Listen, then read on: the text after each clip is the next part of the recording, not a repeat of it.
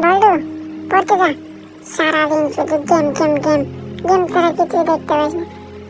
তাড়াতাড়ি ওঠে এখান থেকে, পড়তে বস। বাবা, তুমি মাকে কেন বিয়ে করেছিলে?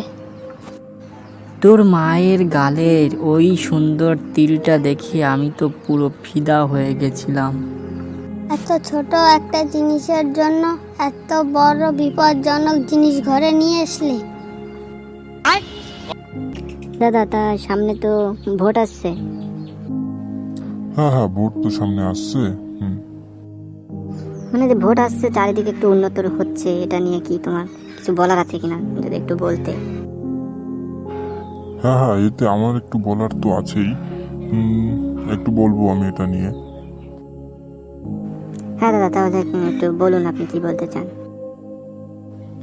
দেখুন দাদা, আমি হচ্ছে গরিব ঘরের মধ্যবিত্ত ঘরের সন্তান। তা আমাদের ওই অত টাকা খরচা করে গোয়া যাওয়াটা ঠিক হয়ে ওঠে না।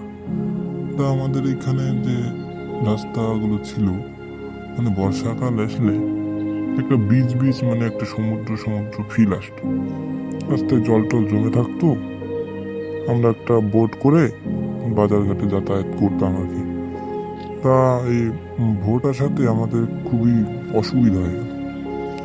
আমরা তো অত টাকা খরচা করে দীঘা কিংবা গোয়া যেতে পারছি না। তা আমাদের যে আশাটা ছিল, আমরা গোয়া গোয়া ফিল নিচ্ছিলাম, সেটা তো এখন আর হচ্ছে না।